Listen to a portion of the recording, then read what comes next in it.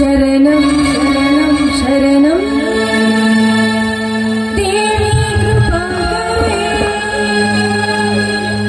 पालिसुवनवरेत ताये श्री दुर्गे पालिसुवनवरेत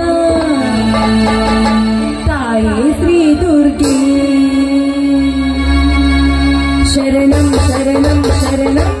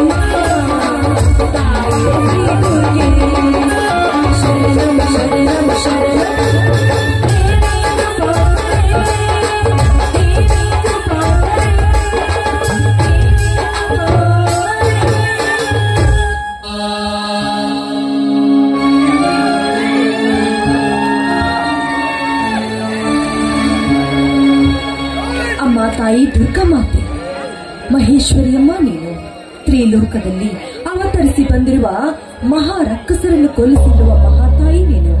ಅದು ಅಲ್ಲದೆ ನನ್ನ ತಾತ ಮುತ್ತಜ್ಜನ ಕಾಲದಿಂದಲೂ ಈ ಬಡತನ ಎನ್ನುವುದು ಬೆನ್ನು ಹತ್ತಿದ ಭೂತವಾಗಿ ಕಾಡ್ತಾ ಇದೆ ಈ ಹೆಣ್ಣಿನ ಜೀವನಕ್ಕೆ. ಚಿಕ್ಕ ವಯಸ್ಸಿನಲ್ಲಿಯೇ ನಾನಂತರೂ ತಂದೆ ತಾಯಿಗಳನ್ನು ಕಳೆದುಕೊಂಡೆ. ನನ್ನ ತಂದೆ ತಾಯಿ ಇದ್ರು ನನಗೆ ಜನ್ಮವನ್ನು ನೀಡಿ ಈ ಭೂಮಿ ತಾಯಿಗೆ ಅರ್ಪಣೆ ಮಾಡಿ ಹೋದರು. ಆದ್ರೆ ಅನಾಥೆ ಆಗಿರುವ ಈ ಶಬರಿಯ ಬಾಳಿಗೆ ಭಾಗ್ಯ ಜ್ಯೋತಿಯಾಗಿ ಬಂದು ನನ್ನ ಮಕ್ಕಳಿಗೆ ತಾಳಿಯನ್ನು ಕಟ್ಟಿ ನನ್ನ ಕೈ ಹಿಡಿದ ನನ್ನ ಗಂಡ ಸತ್ಯವಂತ. ಅದರಂತೆ ಸತಿಪತಿಗಳು ಇಬ್ಬರು ಕಣ್ಣಾಗಿ ಉಳಿದಿದ್ದಾರೆ ನನ್ನ ಮೈದುನರು. ಜಮದಗ್ನಿ ಕುಸ್ತಿ ಕಬಡ್ಡಿ ಎಂದು ಹೋರಾಡ್ತಾ ಇದ್ದಾನೆ. ಅವಳ ಬಾಳಿಗೆ ನೀನು ಭಾಗ್ಯ ಜ್ಯೋತಿಯಾಗಿ ಬರ್ಬೇಕಮ್ಮ. ಅಷ್ಟೇ ಅಲ್ಲಮ್ಮ, ನನ್ನ ಕಿರಿಯ ಮೈದುನ ಸಂಪತ್ ವಿದ್ಯಾಭ್ಯಾಸ ಮಾಡ್ತಾ ಇದ್ದಾನೆ. ಆದಷ್ಟು ಬೇಗ ಅವನಿಗೊಂದು ಒಳ್ಳೆ ಉದ್ಯೋಗವನ್ನು ಕಲ್ಪಿಸಿಕೊಡೆಂದು ನಿನ್ನಲ್ಲಿ ಶರಣಗೊಟ್ಟಿ ಬೇಡಿಕೊಳ್ತೇನೆ. ಅಷ್ಟೇ ಅಲ್ಲ ತಾಯಿ, ನನಗೂ ಕೂಡ ಆದಷ್ಟು ಬೇಗ ಒಂದು ಮಗುವನ್ನು ಈ ನನ್ನ ಒಳಿನಲ್ಲಿ ಕಲ್ಪಿಸಿಕೊಡೆಂದು ನಿನ್ನಲ್ಲಿ ನಾನು ಕರೆ ಮುಗಿದು ಬೇಡಿಕೊಳ್ತೇನೆ. ಮೇಲಾಗಿ ಈಗಿನ ಕಾಲದಲ್ಲಿ ಹಣದ ಅಹಂಕಾರದಿಂದ ಬಲ್ಲಿದ ನಾನೇ ಶ್ರೀಮಂತನೆಂದು ಸೊಕ್ಕಿನಿಂದ ಮೆರೆತಿದ್ದಾರೆ ಈಗಿನ ಆಗರ್ಭ ಶ್ರೀಮಂತರು. ಬಡವರ ರಕ್ತವನ್ನು ತಿಗಣೆಯಂತೆ ತಿನಿಕೆ ಹಿಡಿಯುತ್ತಿದ್ದಾರೆ. ಅಂತವರು ಮೆಟ್ಟಿಸಿರೋದಕ್ಕಾಗಿ ನೀನು ಅವತರಿಸಿ ಬರಲೇಬೇಕು. ಆ ದೇಸಾಯಿ ಗೌಡ ಪಾಟೀಲರನ್ನು ನೀನು ಶಿಕ್ಷಿಸುವುದಕ್ಕಾಗಿ ಸಂಹಾರ ಮಾಡೋದಕ್ಕಾದ್ರೂ ಮತ್ತೆ ಈ ಭೂಮಿಗೆ ಅಪ್ಪಳಿಸಿ ಬರಲೇಬೇಕು ತಾಯಿ ನೀನು.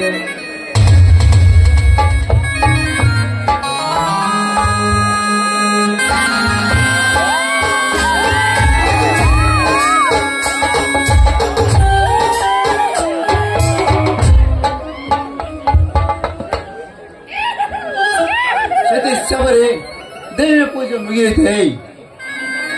ಮುಗೀತು ಬನ್ನಿ ಸ್ವಾಮಿ, ನೀವು ಕೂಡ ಆ ದೇವಿಗೆ ನಮಸ್ಕರಿಸಿ ಆ ತಾಯಿಯ ಆಶೀರ್ವಾದವನ್ನು ಪಡೆದುಕೊಂಡು ಬನ್ನಿ. ಆಯಿತು.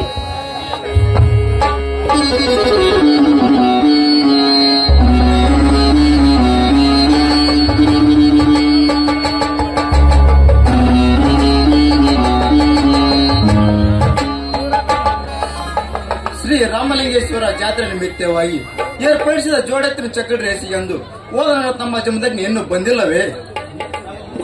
ಸ್ವಾಮಿ, ಇನ್ನೂ ಬಂದಿಲ್ಲ ರೀ. ಅವನೆಲ್ಲಿಷ್ಟು ಬೇಗ ಬರ್ಬೇಕು ನನ್ನ ಮೈದುನ? ಚಕ್ಕಡಿಯ ರೇಸನ್ನು ಮುಗಿಸಿ ಕುಸ್ತಿಯ ಸ್ಪರ್ಧೆಯನ್ನು ಗೆದ್ದು ಆಮೇಲೆ ಬರ್ತಾನೆ ನನ್ನ ಮುದ್ದು ಮೈದುನ ಜಮದಗ್ನಿ. ಶಬರಿ, ನನ್ನ ತಮ್ಮ ಜಮದಗ್ನಿಗೆ ಜೋಡೆತ್ತಿನ ಚಕ್ಕಡಿ ರೇಸು, ಕುಸ್ತಿ, ಕಬಡ್ಡಿ, ಕುಣಿತವೆಂದರೆ ಚಿಕ್ಕಂದಿನಿಂದಲೂ ತುಂಬಾ ಇಷ್ಟ. ಅವರ ಇಷ್ಟದಂತೆ ಇರುವುದು ನಮ್ಮ ಕರ್ತವ್ಯ. ಅದಿಲ್ರಿ, ಜಮದಗ್ನಿ ಈಗ ಮದುವೆ ವಯಸ್ಸಿಗೆ ಬಂದಿದ್ದಾನೆ. ಆದಷ್ಟು ಬೇಗ ಅವನಿಗೆ ಮದುವೆ ಮಾಡಿ ಸಂಸಾರದ ಸಾಗರಕ್ಕೆ ತಳ್ತಿರೋ ಅಥವಾ ಇದೇ ರೀತಿ ಮುದ್ದು ಮುದ್ದಾಗಿ ಮಾತಾಡಿ ಅವನನ್ನು ದೊಡ್ಡ ಹುಮ್ಮನಾಗಿ ಮಾಡ್ತಿರೋ?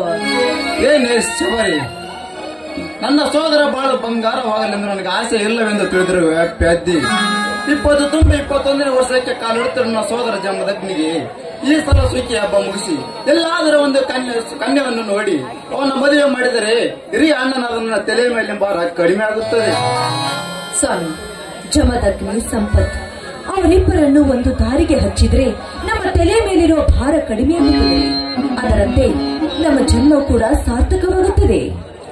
ಆದರೆ ಶಬರಿ, ನನ್ನ ಮನದಲ್ಲಿ ಒಂದು ಸಂಶಯ ಉಂಟಾಗತೊಡಗಿದೆ. ಸಂಶಯ? ಅದು ನಿಮ್ಮ ಮನದಲ್ಲಿ ಉಂಟಾಗಿದೆಯಾ? ಅದೇನಂತ ನಾನು ಮುಂದೆ ಹೇಳ್ಬಾರ್ದೇನ್ರಿ? ಏನು ಮಾತನಾಡುತ್ತಿರುವ ಶಬರಿ? ಗಂಡ ಹೆಂಡತಿ ಅಂದರೆ ಸಂಸಾರದ 2 ಕಣ್ಣುಗಳು. ಮೇಲಾಗಿ ಸತಿಪತಿಗಳಿಬ್ಬರು ಜೋಡೆತ್ತಿನ ಬಂಡಿ 2 ಗಾಲಿಗಳಿದ್ದಂತೆ. ಅದರಲ್ಲಿ ಒಂದು ಗಾಲಿ ಕಳಚಿ ಹೋದರೆ ಬಂಡಿ ಮುಂದೆ ಸಾಗಲಾರದು.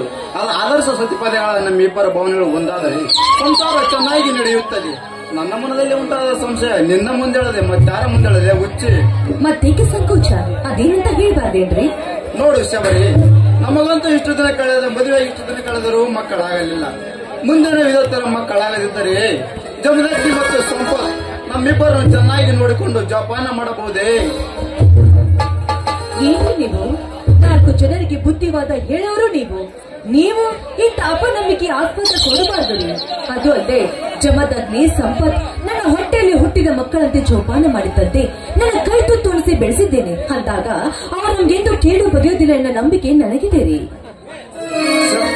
ಆ ನಿನ್ನ ನಂಬಿಕೆ ಸುಳ್ಳಾಗಿ ಒಂದು ವೇಳೆ ಕೇಡು ಬಗೆದರೆ? ತಾಯಿ ಮಗುವನ್ನು 9 ತಿಂಗಳು ತನ್ನ ಗರ್ಭದಲ್ಲಿಟ್ಟು ಬೆಳೆಸುತ್ತಾಳೆ. ಅದರಂತೆ ಮಗು ಜನಿಸಿ ಬಂದಾಗ ಮೊಲೆ ಹಾಲು ಉಳಿಸಿ ಆ ಮಗುವನ್ನು ರಕ್ಷಣೆ ಮಾಡುತ್ತಾಳೆ. ಅಷ್ಟೇ ಅಲ್ಲದೆ ಮಗುವಿಗೆ ಹೊಟ್ಟೆ ಹಸಿವಾದಾಗ ತೊಡೆ ಮೇಲೆ ಮಗುವನ್ನು ಮಲಗಿಸಿ ಮೊಲೆ ಹಾಲು ಉಳಿಸುವಾಗ ಆ ಮಗು ಮಲ ವಿಸರ್ಜನೆ ಮಾಡಿದ್ರೆ ಆ ತಾಯಿ ಏನು ಮಾಡ್ತಾಳೆ? ಮಗುವನ್ನು ಕೊಂದು ಹಾಕ್ತಾಳೋ ಅಥವಾ ತೊಡೆಯ ಚರ್ಮವನ್ನು ಕತ್ತರಿಸಿ ಹಾಕ್ತಾಳೋ? ಅದೆಲ್ಲ ಇಲ್ವಲ್ರಿ. ಅದಕ್ಕಾಗಿ ಹೇಳ್ತಾ ಇದ್ದೀನಿ, ನನ್ನ ಮೈದುನರನ್ನು ನಾವು ಒಳ್ಳೆ ಮಾರ್ಗದಲ್ಲಿ ಬೆಳೆಸೋಣ. ಮುಂದೆ ನಮ್ಮಿಬ್ಬರು ರಕ್ಷಿಸುವುದು ಅವ್ರಿಗೆ ಬಿಟ್ಟಿದ್ದು ರೀ. ಶಬರಿ, ನೀನು ನಿಜವಾಗ್ಲೂ ಧರ್ಮ ದೇವತೆ ಕಣೆ, ನಿಜವಾಗ್ಲೂ ಧರ್ಮ ದೇವತೆ. ಅಂತ ದೊಡ್ಡ ಬಿರುದು ನನಗೇಕೆ ಬೇಕು ರೀ? ಇಂಥ ಹೊಗಳಿಕೆ ಮಾತು ಸಾಕು. ಏನು ಮಾತಾಡುತ್ತೀರ ಶಬರಿ? ಈಗಿನ ಕಾಲದಲ್ಲಿ ಮಲತಾಯಿಗೆ ಬಂದು ಮಕ್ಕಳನ್ನು ಪಿಸಾಚಂತೆ ಕಾಣುವ ಈ 21ನೇ ಶತಮಾನದ ಕಲಿಯುಗದಲ್ಲಿ ನಿನ್ನ ಮೈದುನನ್ನು ಮಕ್ಕಳಂತೆ ಕಾಣುವ ನಿನ್ನ ಹಿರಿಮೆ ಅಮೋಘವಾದದ್ದು. ನಿನ್ನ ಮುದ್ದಿನ ಮೈದುನನ್ನು ಚೆನ್ನಾಗಿ ನೋಡಿಕೊಳ್ಳುತ್ತೇವೆ ಎಂದು ಪ್ರಶ್ನಿಸಲು ಈ ತರ ಮಾತನಾಡಿದೆ. ನನ್ನ ತಮ್ಮಂದಿರು ಮೇಲಾಗಿ ವಿದ್ಯಾವಂತರು ಮತ್ತು ಬುದ್ಧಿವಂತರು, ಅವರೆಂದಿಗೂ ನಮಗೆ ಕೇಡು ಬೈಯಲಾರರು. ಆಹಾ, ಈ ನಿಮ್ಮ ಮಾತು ಚಷ್ಟೆ ಸಾಕು. ಇದೇ ರೀತಿ ಮಾತಾಡ್ತಾ ಬಿಟ್ರೆ ನೀವೇ ಸಣ್ಣ ಮಕ್ಕಳಾಗ್ಬಿಡ್ತಾರ. ನಡ್ರಿ ಊಟ ಮಾಡಿದ್ರಂತೆ. ಶಬರಿ, ಬಾಯಿಲಿ ಏನ್ರಿ? ಇಂತ ಮೊದಲು ನನಗೇನಾದ್ರೂ ಒಂದು ಸೀಸನ್ನ ಚೆನ್ನಾಗಿ. ಇಂಥ ಸಮಯದಲ್ಲ ಹುಡುಗಾಟಿಕೆ ಅಂದ್ರೆ ಹುಡುಗಾಟವಲ್ಲ ಶಬರಿ. ಸತಿಪತಿಗಳ ನಮ್ಮಿಬ್ಬರ ಪ್ರೇಮ ಸಲ್ಲಾಪದ ನಾಟಿನ ಪಡೆದಾಟ. ಹೋಗಿಪ್ಪ, ನನಗೆ ತುಂಬಾ ನಾಚಿಕೆ ಪಡೋದಕ್ಕೆ ಹೊಸದಾಗಿ ಮದುವೆ ಆರಂಭ ಮಕ್ಕಳಲ್ಲ ಶಬರಿ. ನಿನ್ನ ಮೊದಲ ಕಂಡ ಒಂದು ಮೊದಲ ಗೀತೆ ಅಂದ್ರೆ ಮಾತಿನ ಅರ್ಥ ನಿಮ್ಗಿನ್ನೂ ವಯಸ್ಸಾಗಿಲ್ವಾ? ಇಲ್ಲ, ಇನ್ನ ಕಡಿಮೆ ಐತಿ. ಕಡಿಮೆ ಹಾಗಲ್ಲರಿ ನಿಮ್ಗೆ ವಯಸ್ಸಾಗಿದೆ ಮೈದು ನೋಡಿದ್ರೆ ಇಷ್ಟು ದೊಡ್ಡದವ್ರದಾರ ಇರ್ಲಿ ಬಿಡಿ ಹುಣಸೆ ಗಿಡ ಮುಪ್ಪಾದ್ರೂ ಹುಳಿ ಮುಪ್ಪಾಗೋದಿಲ್ಲ ಅಂತ ನೋಡಲ್ಲಿ ಆಚ ಕೈ ಹಿಂಗೆ ಮಾಡಕತ್ತಾನ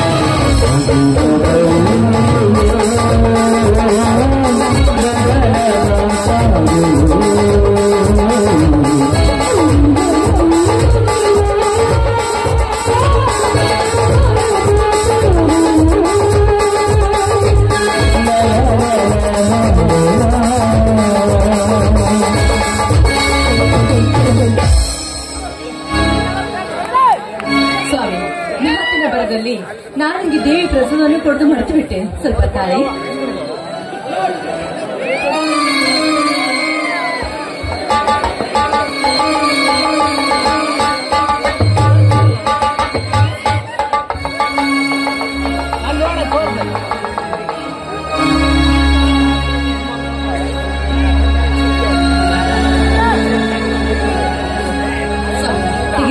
ಕ್ಷಮೆ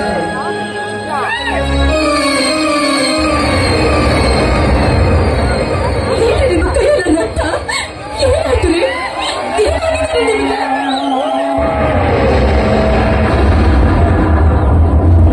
ಗಾಬರಾಗಬೇಡ ಶಬರಿ, ಗಾಬರಾಗಬೇಡ. ಇದೆಲ್ಲ ನಮ್ಮಂತ ಬಡ ರೈತರಿಗೆ ಆ ದೇವರು ಕೊಟ್ಟ ಬಹುಮಾನ. ದೈವತ್ತೊಂದ ದುರಂತ. ಸ್ವಾಮಿ, ಈ ರೀತಿ ಸುತ್ತಿ ಬೆಳೆಸಿ ಮಾತಾಡಿದ್ರೆ ಶಿಕ್ಷೆವಂತೆ ಆಗಿರುವ ನಿಮ್ಮ ಹೆಂಡತಿಗೆ ಇದೇನು ಅರ್ಥವಾಗೋದಿಲ್ಲ. ಅದೇನಂತ ನೇರವಾಗಿ ಹೇಳ್ಬಾರ್ದೇನ್ರಿ? ಗಂಡನೇ ದೇವರೆಂದು ನಂಬಿ ಪೂಜಿಸುತ್ತಿರುವ ಹೆಣ್ಣು ಬಾಲೆಯಾಗಿ ನೀನಿತ್ತಿರುವ ನಿಜ ಸಂಗತಿಯನ್ನು ನಿನ್ನ ಮುಂದೇಳದೆ ಮತ್ತಾರ ಮುಂದೇಳದೆ ಹುಚ್ಚೆ. ನಮ್ಮ ಮೇಲಿನ ದ್ವೇಷಕ್ಕಾಗಿ ನಮ್ಮೂರ ಹಿರಿಯ ಗೌಡನಾದ ದೇಸಾಯಿ ಗೌಡ ನಮ್ಮ ಊರ ಮುಂದಿನ ಹೊಲ ಎಕರೆ ಹತ್ತಿ ಬೆಳೆ ನಾಶ ಮಾಡಿದ್ದಾನೆ ಶಬರಿ, ನಾಶ ಮಾಡಿದ್ದಾರೆ. ಅಯ್ಯೋ ದೇವರೇ, ಇದೆಂತಾಗಲಿ ಪರೀಕ್ಷೆಯನ್ನು ತಂದೊಡ್ಡಿದೆಯಪ್ಪ ನನ್ನ ಜೀವನದಲ್ಲಿ. ನಾವೇನು ತಪ್ಪು ಮಾಡ್ತೀರಂತ ನಮಗೆ ಈ ರೀತಿ ಎಡ ಬಿಡದೆ ಕಾಡ್ತಿರುವೆ ದೇವ ನೀನು. ಸುರಿಸದರು ಶಬರಿ, ಸುರಿಸದರು ನಿನ್ನ ಕಣ್ಣೀರಿನ ಸಾಗರವನ್ನು. ಇದೆಲ್ಲ ನಮ್ಮಂತ ಬಡ ರೈತರ ಕಣ್ಣೀರಿಗೆ ಕರಗಿ ಸಣ್ಣಾಗಲಾರನು ಆ ದೇವರು. ಶ್ರೀಮಂತರು ಎಸಗಿರುವ ಹಣದ ಸಾಗರಕ್ಕೆ ಸಾಗಿ ಸಣ್ಣೆನ್ನುತ್ತಾನೆ ಆ ನಿನ್ನ ಕಲ್ಲು ದೇವರು. ಆ ದೇಸಾಯಿ ಗೌಡ ನಿಮಗೆ ಈ ರೀತಿ ಅನ್ಯಾಯ ಮಾಡ್ತಾರಂತ ದೇವರಿಗೆ ನೀವು ಈ ರೀತಿ ನಿಂದಿಸಿ ಮಾತಾಡೋದು ಸರಿಯಲ್ಲ. ನೋಡಿ, ನೀವು ಸ್ವಲ್ಪ ಸಮಾಧಾನವನ್ನು ತಂದುಕೊಳ್ಬಾರ್ದೇನ್ರಿ? ಹೇಗೆ ಸಮಾಧಾನ ತೆಗೆದುಕೊಳ್ಳಲಿ ಶಬರಿ, ಹೇಗೆ ಸಮಾಧಾನ ತೆಗೆದುಕೊಳ್ಳಲಿ? ಈ ಸಲ ಸುಗ್ಗಿ ಹಬ್ಬ ಬರೋ ಬೆಳೆ, ಈ ಸಲ ಹತ್ತಿ ಬೆಳೆಯಿಂದ ಬರೋ ದುಡ್ಡಿನಿಂದ ಜಮದಗ್ನಿಯ ಮದುವೆ ಮಾಡಿ ಇನ್ನೊಬ್ಬ ಸೋದರ ಸಂಪತ್ತನ್ನು ಓದಿ ಮುಗಿದ ಮೇಲೆ ಒಳ್ಳೆಯ ನೌಕರರಾಗಿ ಮಾಡಬೇಕೆಂದು ಅಪಾರ ನಂಬಿಕೆ ಇಟ್ಟುಕೊಂಡಿದ್ದೆ. ಆದರೆ ಈ ಬಡ ಸತ್ಯವಂತನ ಕನಸು ನುಚ್ಚು ನೂರಾಯಿತು ಶಬರಿ, ನುಚ್ಚು ನೂರಾಯಿತು. ಇರಲಿ ಸ್ವಾಮಿ, ಅದರಂತೆ ಮೈದೂರು ಬರುವ ವೇಳೆ ಆಯ್ತು. ನಾನು ಊಟವನ್ನು ರೆಡಿ ಮಾಡ್ತೀನಿ, ಬನ್ನಿ. ಶಬರಿ, ನನ್ನದೊಂದು ಮಾತು ನಡೆಸಿಕೊಡುವೆಯಾ? ಒಂದೇಕ್ರಿ 10 ಮಾತು ನಡೆಸ್ಕೊಡ್ತೀನಿ, ಅದೇನಂತ ಹೇಳ್ಬಾರ್ದೇನ್ರಿ? ನಮ್ಮ ಹೊಲ ಹತ್ತಿ ಬೆಳೆ ಅರಗಿದ ವಿಷಯ ಮತ್ತು ನನ್ನ ಕೈ ಸುಟ್ಟ ವಿಷಯ ಗಂಡು ಗಲಿಗಾಯಾದ ನನ್ನ ತಮ್ಮಂದಿರ ಮುಂದೆ ಹೇಳಬೇಡ. ಮುಂದೆ ಸಮಯ ಬಂದಾಗ ಹೇಳಿದ್ರಾಯ್ತು. ಆಯ್ತು ಸ್ವಾಮಿ, ನಿಮ್ಮ ಮಾತೇಂತಿ ನನ್ನ ಜೀವವರೆಗೂ ಈ ಮಾತನ್ನು ಯಾವ ಕಾಲಕ್ಕೂ ನಾನು ಅವ್ರಿಗೆ ಹೇಳೋದಿಲ್ಲ ರೀ.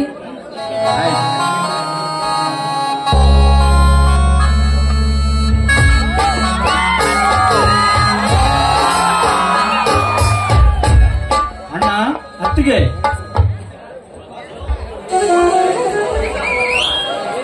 ಬಾ ಸೋದರ ಸಂಪತ್, ಈಗ ಬಂದೆಯಾ? ಹೌದಣ್ಣ, ಇದೀಗ ಬಂದೆ. ಮೈದುನ, ಪರೀಕ್ಷೆ ಚೆನ್ನಾಗಿ ಬರ್ದಿದೆ ತಾನೇ? ಚೆನ್ನಾಗಿ ಬರ್ದಿದ್ದೇನೆ ಅತ್ತಿಗೆ, ರಿಸಲ್ಟ್ ಕೂಡ ಬಂದಿದೆ. ಹಾಗಾದ್ರೆ ಈ ಸಲ ರಿಸಲ್ಟ್ ಏನಾಯ್ತಪ್ಪ? ದೇವತಾ ಪುರುಷನಂತ ನಿನ್ನಂತ ಅಣ್ಣ, ಧರ್ಮ ದೇವತೆ ಅಂತ ನನ್ನ ಅತ್ತಿಗೆ. ನಿಮ್ಮಿಬ್ಬರ ಶ್ರಮದಿಂದ ಇಂದಿನ ರಿಸಲ್ಟ್ ನಂತೆ ಧಾರವಾಡ ಯೂನಿವರ್ಸಿಟಿ ಕಾಲೇಜಿಗೆ ಪ್ರಥಮ ಸ್ಥಾನ ಪಡೆದು B.Ed ಶಿಕ್ಷಣ ಮುಗಿಸಿ ಶಿಕ್ಷಕನಾಗುವ ಎಲ್ಲಾ ಅರ್ಹತೆಯನ್ನು ಪಡೆದು ಶಿವ ಪಾರ್ವತಿಯಂತಿರುವ ನೀವಿಬ್ಬರ ಮುಂದೆ ಬಂದು ನಿಂತಿರುವೆ. ಆಶೀರ್ವದಿಸೋಣ. ಎದ್ದೇಳು ಸೋದರ, ಎದ್ದೇಳು. ಬಡ ಕುಟುಂಬದಲ್ಲಿ ಜನಿಸಿದ ಕುವರ ನೀನಾದರೂ ಕುಬೇರನಾಗುವ ಕಾಲ ಬಂದಾಯ್ತಪ್ಪ. ಕೋಟ್ಯಾಧಿಪತಿಯ ಕುಬೇರನಾಗಬೇಕೆಂಬ ದುರಾಲೋಚನೆ ನನಗಿಲ್ಲ ಅಣ್ಣ. ಕೂಲಿ ನಾಲಿ ಮಾಡಿ ಬದುಕುತ್ತಿರುವ ನನ್ನಂತ 4-5 ಜನ ಬಡ ಮಕ್ಕಳಿಗೆ ವಿದ್ಯಾಭ್ಯಾಸ ಕಲಿಸಿದರೆ ಅವರ ಪ್ರೀತಿ ಆರೈಕೆನೇ ನನಗೆ ಸಿರಿ ಸಂಪತ್ತು. ಆಶೀರ್ವದಿಸುವತ್ತಿಗೆ. ಮೈದುನ, ಎದ್ದೇಳು. ನಿನ್ನ ಶಾಲೆ ಕಲಿಸಿದ್ದಕ್ಕೂ ನಮ್ಮ ಜನ್ಮ ಸಾರ್ಥಕವಾಯ್ತು ಕಣೋ. ಇರಲಿ ಅತ್ತಿಗೆ, ಹಿಂದೇಕೋ ಅಣ್ಣನ ಮುಖ ಕಂದು ಕಪ್ಪಾಗಿದೆ. ಯಾಕಣ್ಣ, ಮೈಯಲ್ಲಿ ಹುಷಾರಿಲ್ಲವೇ? ಹುಷಾರಾಗಿದ್ದೇನೆ ಸೋದರ. ಬಿಸಿಲಿನಲ್ಲಿ ಹೊಲದಲ್ಲಿ ಕೆಲಸ ಮಾಡಿ ಹೀಗೆ ಬಂದಿವಿ, ಅದಕ್ಕೆ ಸ್ವಲ್ಪ ಮುಖ ಸಪ್ಪಾಗಿದೆಯಪ್ಪ. ಈಗೋ ಹಾಗಾದರೆ ಸೇಡಿಗಾಗಿ ಸಿಡಿಗೆದ್ದ ಶಿವನಾಗ ಇಲ್ಲಿವತ್ತ ಪುಂಡವಲಿ ಕುರುಬಾಚಿರ ಕುಂಕುಮ ಸೋಲಿಲ್ಲದ ಸಿಂಧೂರ ಲಕ್ಷ್ಮಣ ರವಿ ರಾಜ್ಯದಲ್ಲಿ ಸಿಡಿಗೆದ್ದ ಕಾರ್ತಿಕಡಿ ಸಂಗೊಳ್ಳ ಉತ್ತರದಲ್ಲಿ ಕೈ ಇಟ್ಟ ಮುತ್ತೈದ ಎಂಬ ನಾಟಕದ ನಾಯಕ ನನ್ನ ಜಮದಗ್ನಿ ಹೋಗಿರುವನು. ಕೂಗಿದವರ ಕೂಗಿನಲ್ಲಿ ಕರೆಯವರ ಕಣ್ಮುಂದೆ ಕಣ್ಮರೆಯಾಗಿ ಹನುಮನ ಶಕ್ತಿಯನ್ನು ಅವತರಿಸಿಕೊಂಡಿರುವ ನನ್ನ ಮೈದುನ ಜಮದಗ್ನಿ ಬಂದೇ ಬಿಟ್ಟ ನೋಡ್ರಿ ಅಲ್ಲಿ.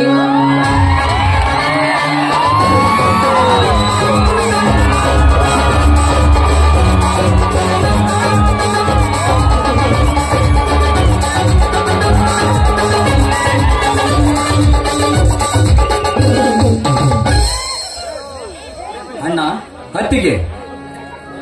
ಬಾ ಮೈದನ, ಈಗ ಬಂದೇನಪ್ಪ? ಹೌದತ್ತಿಗೆ, ಈಗ ಬಂದೆ. ಸಹೋದರ ಸಂಪತ್, ನೀನ್ ಯಾವಾಗ ಬಂದೆಯಪ್ಪ? ಬಂದು ಕೆಲವೇ ಗಂಟೆ ಆಯ್ತು ಅಣ್ಣ. ಸೋದರ ಜಾಮದಗ್ನಿ, ನೀನ್ ಯಾವಾಗ ಬಂದಪ್ಪ? ನೀನು ಜೋಡೆತ್ತಿನ ಚಕ್ಕಡಿ ಹೋದ ಕೆಲಸ ಏನಾಯ್ತಪ್ಪ? ಅಣ್ಣ, ಹೋದ ಕೆಲಸ ಸಕ್ಸಸ್ ಮಾಡದೆ ಸೋತು ಹಿಂದಿರುಗಿ ಬರುವುದು ಈ ನಿನ್ನ ತಮ್ಮ ಜಮದಗ್ನಿಯ ಜಾಯಮಾನದಲ್ಲೇ ಬಂದಿಲ್ಲ ಅಣ್ಣ, ಬರುವುದೂ ಇಲ್ಲ. ಅಂದರೆ ನೀನು ಚಕ್ಕಡಿ ರೇಸಲ್ಲಿ ಗೆದ್ದು ಜಯಶಾಲಿಯಾಗಿ ಬಂದಿರುವೆಯಾ? ಸಹೋದರ, ಗೆದ್ದು ಜಯಶಾಲಿಯಾಗಿ ಬಂದಿರುವುದರಲ್ಲಿ ಸಂದೇಹವೇ ಇಲ್ಲ.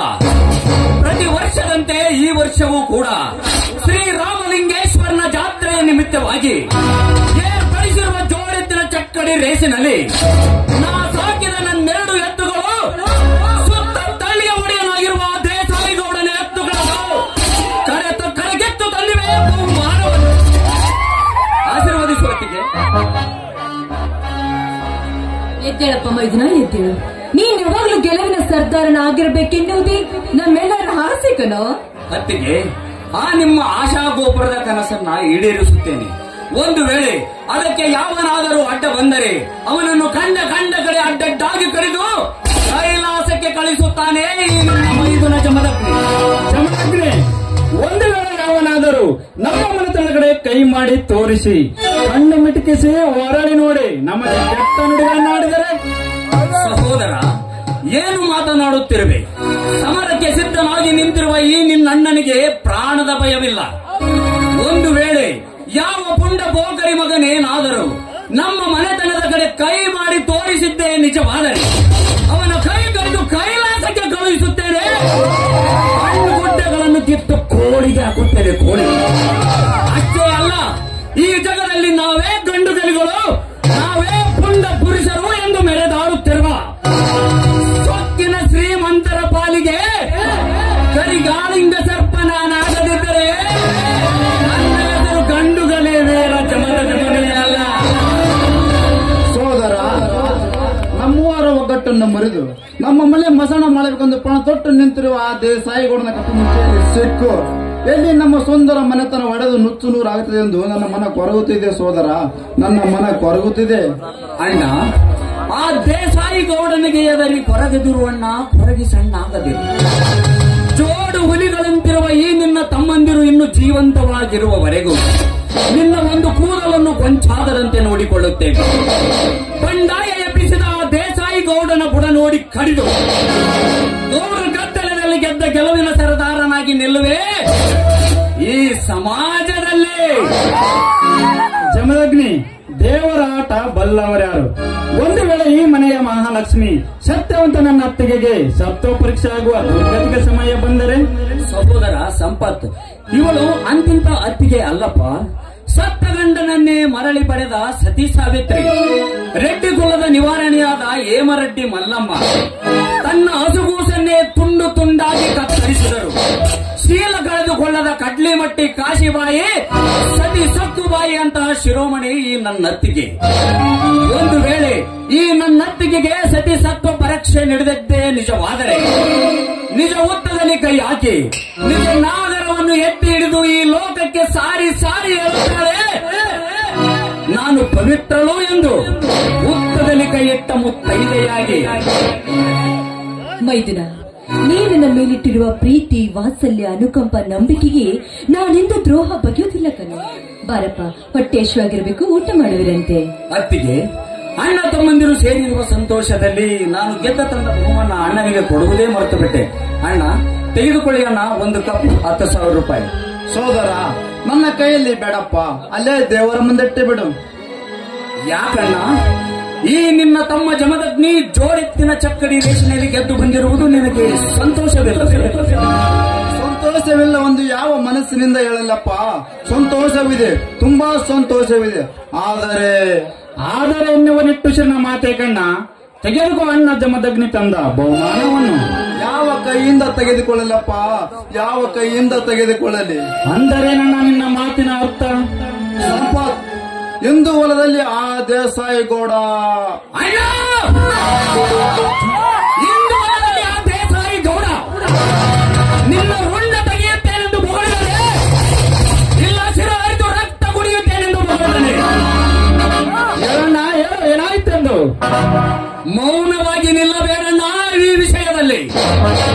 ಅತ್ತಿಗೆ ನೀವಾದರೂ ಹೇಳಿ ನಿಜ ಸಂಗತಿ ಏನಿದೆ ಎಂದು. ಮೈದುನ, ಅದು ನುಡಿಯದಿರು ಶಬರಿ, ನುಡಿಯದಿರು. ನನ್ನ ತಮ್ಮಂದಿರ ಮುಂದೆ ನಿಜ ಸಂಗತಿಯನ್ನು. ಅತ್ತಿಗೆ, ನೀವೀಗ ನಿಜ ಸಂಗತಿ ನುಡಿಯದಿದ್ದರೆ ನೀವು ದಿನಾಲು ಪೂಜಿಸುತ್ತಿರುವ ಶ್ರೀರಾಮಲಿಂಗೇಶ್ವರನ ಮೇಲೆ ಆಣೆಯಾಗಿದೆ. ಮೈದುನ, ಹೇಳತ್ತಿಗೆ, ಹೇಳು, ಏನಾಯ್ತೆಂದು. ನಿನ್ನೆ ದೇಸಾಯಿ ಗೌಡ ಆಳುಗಳೆಲ್ಲ ಊರ್ ಮುಂದೆ ಇರುವ ವರಲಕ್ಷ್ಮಿ ಹತ್ತಿ ಹೊಲವನ್ನು ಬೆಂಕಿ ಹಚ್ಚಿ ನಾಶ ಮಾಡ್ಬಿಟ್ರಪ್ಪ. ಲೇ ದೇಸಾಯಿ ಗೌಡ! ಅಷ್ಟೇ ಅಲ್ಲಪ್ಪ, ಅದನ್ನು ತಡೆಯಲು ಹೋದ ನಿಮ್ಮಣ್ಣನ ಕೈಗಳನ್ನು ಸುಟ್ಟು ಹಾಕಿದ್ದಾರೆ ಆ ಪಾಪಿಗಳು. ಲೇ ಮಗನೇ ದೇಸಾಯಿ ಗೌಡ, ನಾನಿಲ್ಲದ ಸಮಯದಲ್ಲಿ ನಮ್ಮ ಹೊಲದಲ್ಲಿರುವ ಹತ್ತಿ ಬೆಳೆಯನ್ನು ನಾಶ ಮಾಡಿದೆಯಾ ಕೆಟ್ಟ ಸೂಳೆಯ ಮಗನೇ? ಅಣ್ಣ, ಬಂಡಾಯ ಎಬ್ಬಿಸಿದ ಆ ದೇಸಾಯಿ ಗೌಡನ ಬುಡ ಕಡಿದು ರಕ್ತ ಸಾಗರದಲ್ಲಿ ಸಾಗಿಸಿ ಬರುತ್ತೇನಣ್ಣ. ನಿಲ್ಲು ಸೋದರ, ನಿಲ್ಲು. ಮುಂದೆ ಸಮಯ ಬಂದಾಗ ನೋಡಿದ್ರಾಯ್ತು. ಸ್ವಲ್ಪ ಸಮಾಧಾನ ತಂದುಕೊಪ್ಪ. ಹೇಗೆ ಸಮಾಧಾನ ತಂದುಕೊಳ್ಳಲಿ ಅಣ್ಣ, ಹೇಗೆ ಸಮಾಧಾನ ತಂದುಕೊಳ್ಳಲಿ? ಆ ದೇಸಾಯಿ ಗೌಡನ ದರ್ಪ ಅಡಗಿ ದಪನ ಮಾಡಿ ದರ್ಪ ಮೆಟ್ಟಿದ ದೊರೆ ನಾನು. ನನ್ನ ಹೊಟ್ಟೆಯಲ್ಲಿ ದಗದಗನೆ ಉರಿಯುತ್ತಿರುವ ಬೆಂಕಿಯ ಕೆಂಡವನ್ನು ನಂದಿಸುವವರೆಗೂ ನನಗೆ ಸಮಾಧಾನವಿಲ್ಲಣ್ಣ. ನನ್ನನ್ನು ತಡೆಯಬೇಡ. ಜಮದಗ್ನಿ, ಸಿಟ್ಟು ಸುಟ್ಟಿತು, ಶಾಂತಿ ಕೊಟ್ಟಿತು, ಕೇಳಿಗೊಂದು ಜೀವನವೇ ಅರ್ಥವಾಗೋದಿಲ್ಲ. ಅದರಂತೆ ನಿಮ್ಮನ್ನ ಹೇಳ್ತಿರೋ ಮಾತನ್ನು ಸ್ವಲ್ಪ ಕೇಳಪ್ಪ. ನೀನ್ ರೀತಿ ಮಾಡೋದ್ ನೋಡಿದ್ರೆ ನನಗೆ ತುಂಬಾನೇ ಭಯವಾಗುತ್ತಿದೆ. ಯಾಕತ್ತಿಗೆ? ಹೆಣ್ಣು ಕುರಿಗಳ ಹಾಲನ್ನು ಕುಡಿದು ಗಂಡುಗಲಿ ವೀರ ಸಂಗೊಳ್ಳಿ ರಾಯಣ್ಣನಂತಿರುವ ಈ ಜಮದಗ್ನಿಗೆ ಜೀವದ ಭಯವಿಲ್ಲ. ಭಯದ ಭೀತಿಯನ್ನೇ ಬಗೆದು ಅರಿದು ತರುವೆ. ಆ ದೇಸಾಯಿ ಗೌಡನ ರುಂಡವನು ಈ ನನ್ನ ಪ್ರಚಂಡ ಕೊಡ್ಲೆಯಿಂದ.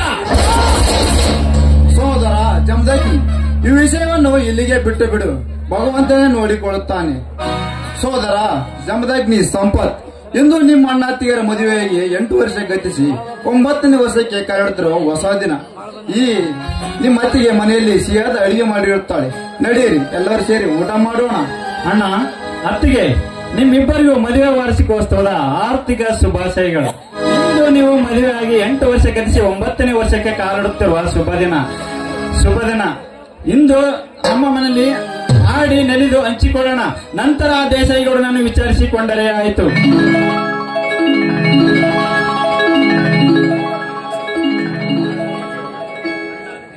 ಅಣ್ಣ, ಅತ್ತಿಗೆ, ನಿಮ್ಮಿಬ್ಬರ ಮಧುರ ಕಂಠದಿಂದ ಸುಮಧುರ ಗೀತೆಯೊಂದನ್ನು ಹಾಡಿ.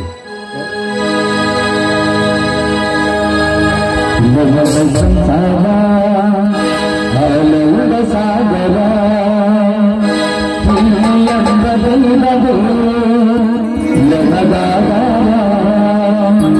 ಆ ದೈವ